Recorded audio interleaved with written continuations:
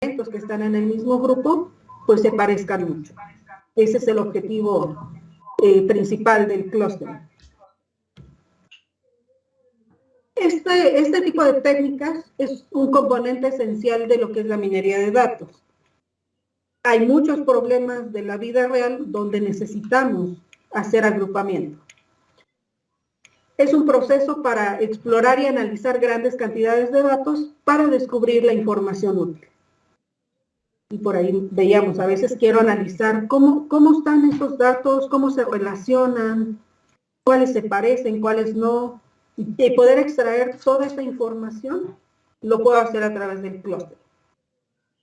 También es un problema fundamental en áreas como reconocimiento de patrones, para el aprendizaje automático también se utiliza mucho el reconocimiento de lo que es el clustering. También cuando hacemos segmentación de imágenes, estamos haciendo un clustering. Estamos separando los distintos elementos que están en la imagen. Entonces, no solo la minería de datos se apoya de este tipo de técnicas.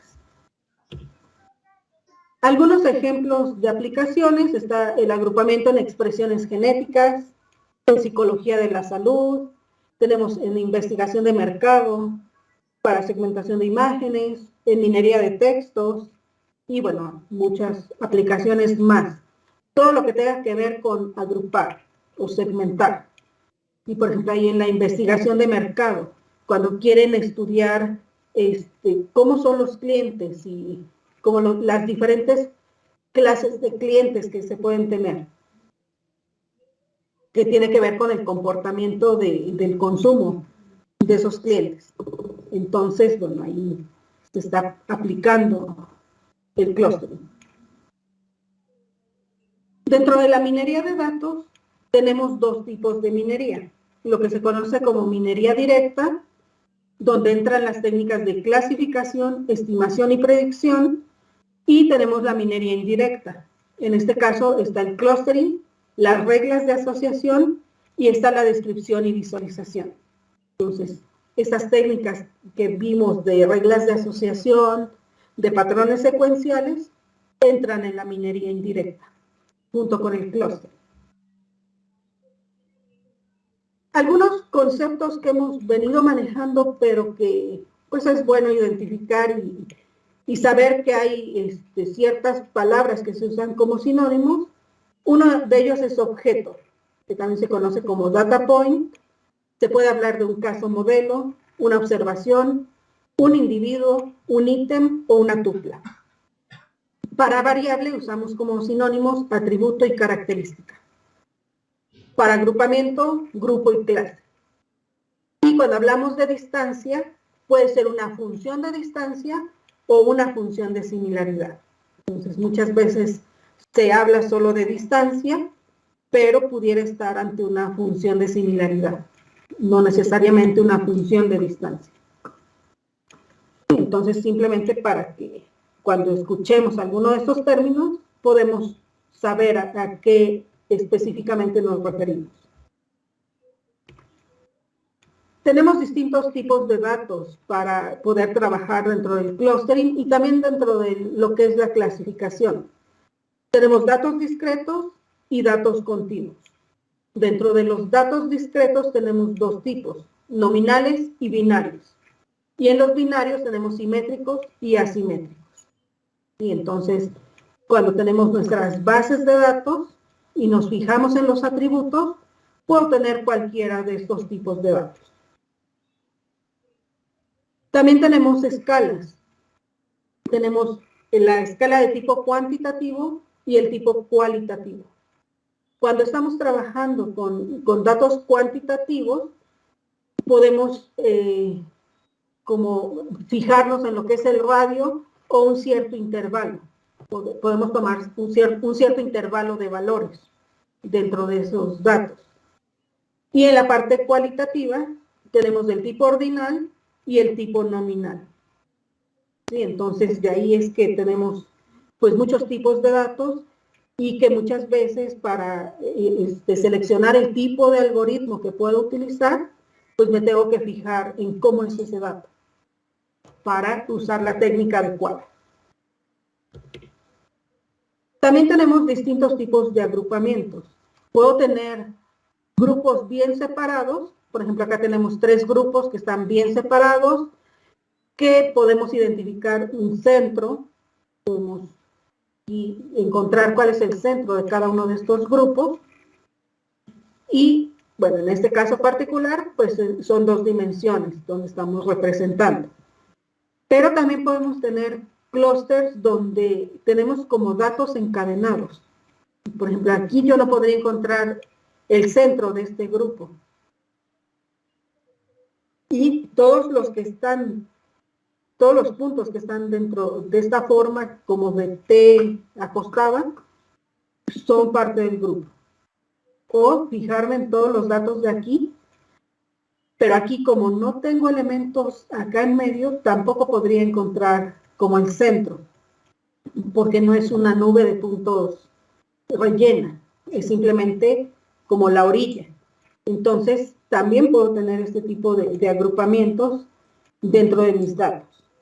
Pues necesito técnicas que me permitan encontrar adecuadamente, sobre todo estos que no tienen una forma cercana a lo que es una circunferencia o una elipse. Dentro del clustering también tenemos distintos tipos de problemas. Tenemos lo que es el clustering duro y el clustering difuso. Dentro del clustering difuso, perdón, del duro, tenemos 2 tipos de técnicas, que es la de particiones y el jerárquico. Y en el jerárquico puede ser divisivo o puede ser aglomerativo. Son como diferentes estrategias para construir los agrupamientos a través de esta estrategia jerárquica. Cuando nosotros trabajamos ya con datos reales, frecuentemente vamos a toparnos con 2 problemas principales. Algunos datos importantes son erróneos dentro del conjunto de datos. Ya por ahí hablábamos de este tipo de datos donde el error puede provenir de la base de datos, al vaciar esa base de datos hacia un almacén, o pues al hacer los procesos de transformación hacia los datos que vamos a usar para el problema. Ahí es donde pudieran surgir estos datos erróneos. Y el otro son los datos faltantes, que también ya mencionábamos. Estos pueden traer problemas hacia nuestras técnicas. Con respecto a los datos faltantes, esos datos perdidos pueden ocurrir en varias variables, en varios objetos, o al azar en variables y objetos. Me falta un dato por aquí, un dato por allá, pero pues a lo mejor no son muchos los datos que me faltan dentro de ese conjunto de datos. ¿Cómo actuar ante este tipo de datos? Si existe un objeto o alguna variable en mi conjunto de datos para el cual todos los valores son faltantes, entonces ese objeto o esa variable puedo eliminarla de mi conjunto de datos. Si me fijo y veo que toda una instancia, un objeto, no tiene valores, pues lo quito. O algún atributo, alguna variable no tiene valores, lo quito.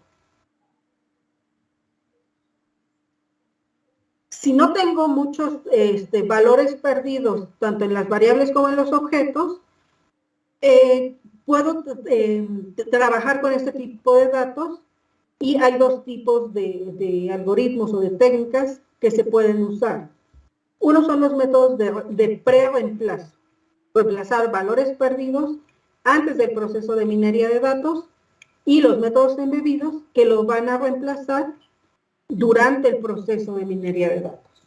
Entonces, bueno, ahí dependiendo la técnica que elija, pues lo irá haciendo ya sea previamente o durante el proceso de minería. Entonces, ¿hasta aquí alguna duda?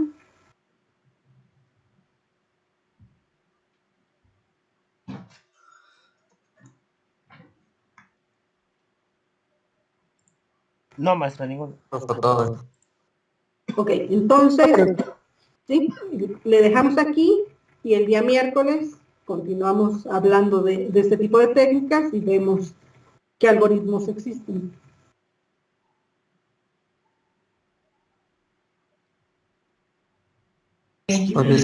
Ok, bonita tarde.